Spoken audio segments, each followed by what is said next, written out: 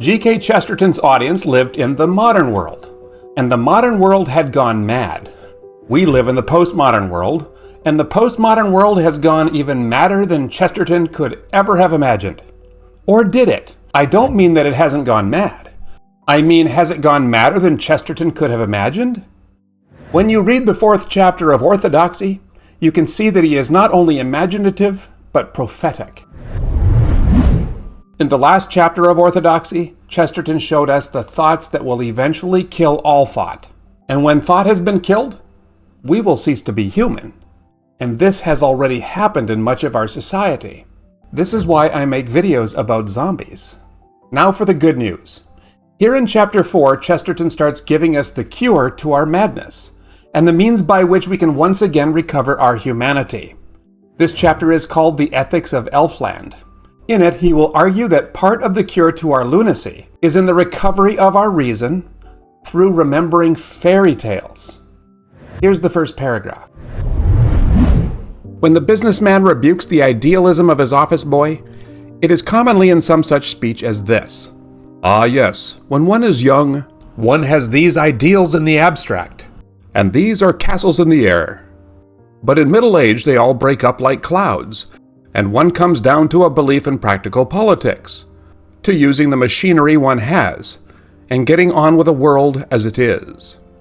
Thus, at least venerable philanthropic old men, now in their honored graves, used to talk to me when I was a boy. But since then I have grown up, and have discovered that these philanthropic old men were telling lies. What has really happened is exactly the opposite of what they said would happen. They said that I should lose my ideals, and begin to believe in the methods of practical politicians. Now, I have not lost my ideals in the least. My faith in fundamentals is exactly what it always was. What I have lost is my old childlike faith in practical politics. I am still as much concerned as ever about the Battle of Armageddon, but I am not so much concerned about the general election. As a babe, I leapt up on my mother's knee at the mere mention of it. No, the vision is always solid and reliable. The vision is always a fact. It is the reality that is often a fraud.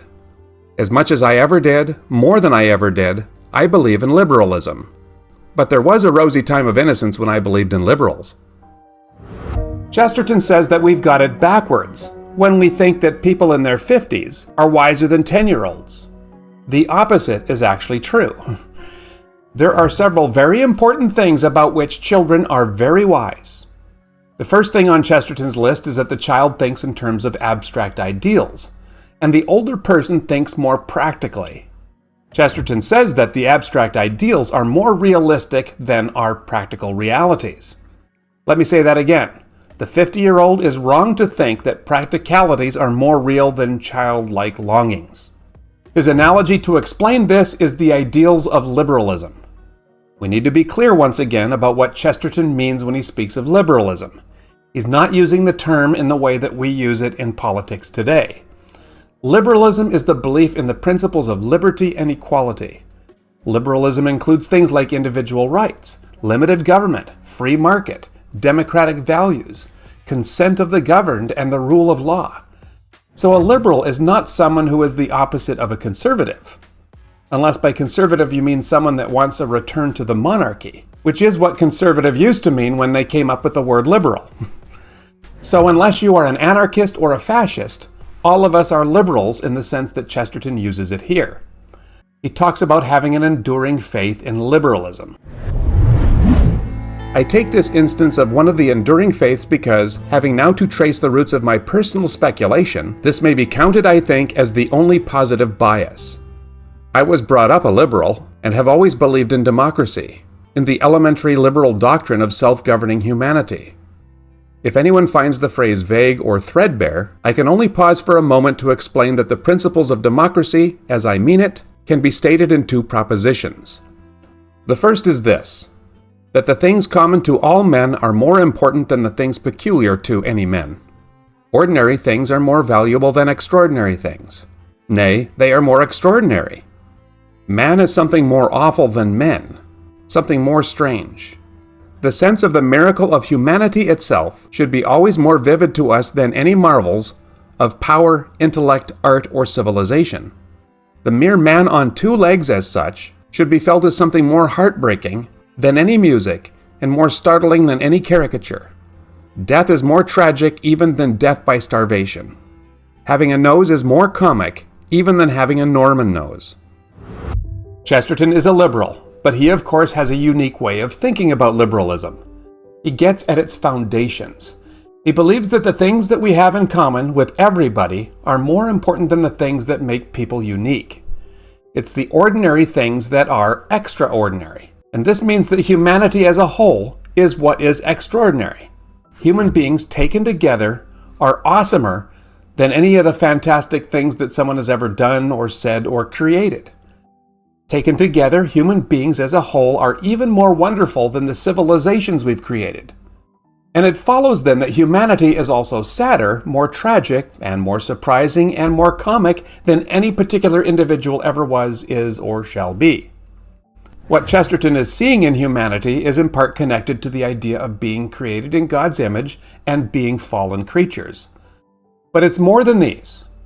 It's everything that we share as human beings, even our noses. Have you ever noticed that they are both incredible and rather funny? He's not just talking about political theory here. He starts with talking about being a liberal, because liberalism is the sort of government that starts with the inherent and equal value of all human beings, with the things that we all share. Chesterton really wants to talk about the essential things that all human beings hold in common. These are the things that are the essence of what a human being is. This is the first principle of democracy, that the essential things in men are the things they hold in common, not the things they hold separately. And the second principle is merely this, that the political instinct or desire is one of these things which they hold in common. Falling in love is more poetical than dropping into poetry. The democratic contention is that government, helping to rule the tribe, is a thing like falling in love, and not a thing like dropping into poetry. It is not something analogous to playing the church organ, painting on vellum, discovering the North Pole, that insidious habit, looping the loop, being astronomer royal, and so on. For these things we do not wish a man to do at all unless he does them well. It is, on the contrary, a thing analogous to writing one's own love letters, or blowing one's own nose. These things we want a man to do for himself, even if he does them badly. I am not here arguing the truth of any of these conceptions. I know that some moderns are asking to have their wives chosen by scientists, and they may soon be asking, for all I know, to have their noses blown by nurses. I merely say that mankind does recognize these universal human functions, and that democracy classes government among them. In short, the democratic faith is this, that the most terribly important things must be left to ordinary men themselves. The mating of the sexes, the rearing of the young, the laws of the state. This is democracy, and this I have always believed.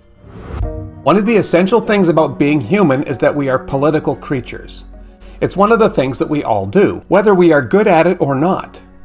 Some things ought to be done only by people who are very good at them. If you can't do them well, you shouldn't do them at all.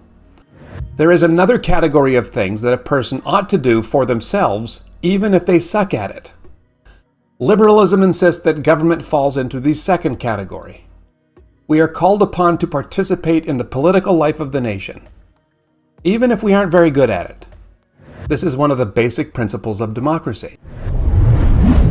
But there is one thing that I have never from my youth up been able to understand.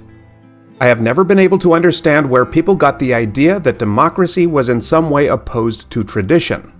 It is obvious that tradition is only democracy extended through time. It is trusting to a consensus of common human voices, rather than to some isolated or arbitrary record. The man who quotes some German historian against the tradition of the Catholic Church, for instance, is strictly appealing to aristocracy. He is appealing to the superiority of one expert against the awful authority of a mob.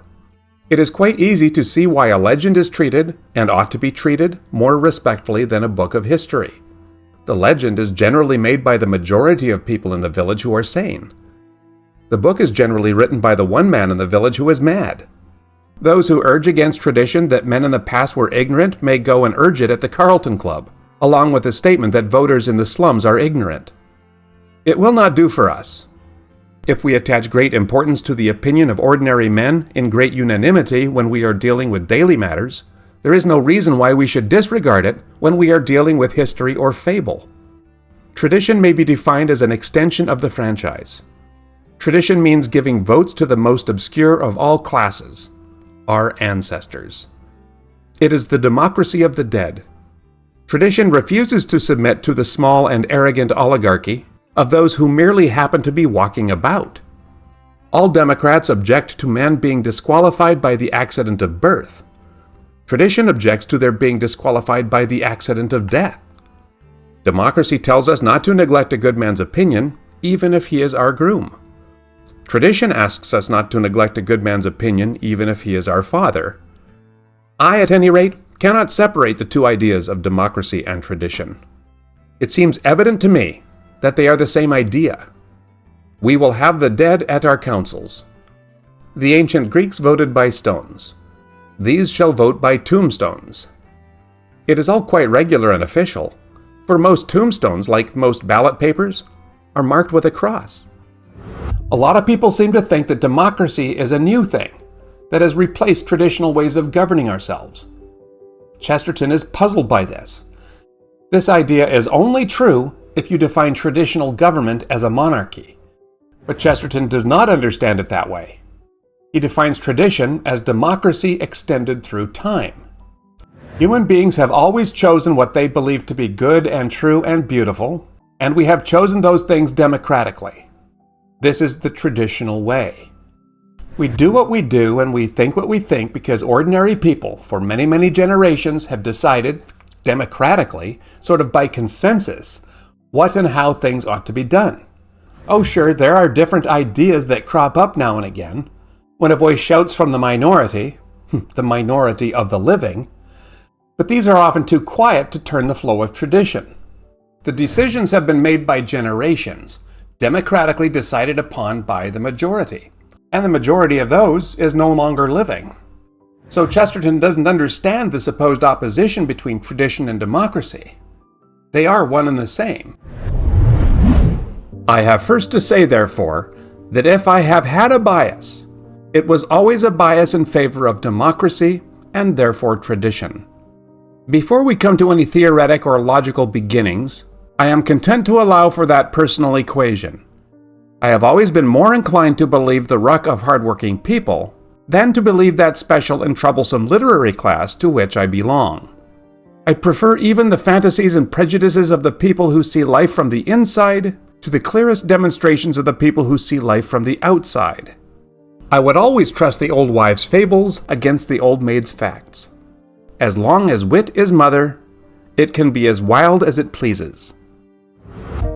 When Chesterton says that he has a natural bias toward tradition and democracy, which are the same thing in his mind, he's saying that he believes the results of this long consensus through generations is worth considering, even taking very seriously.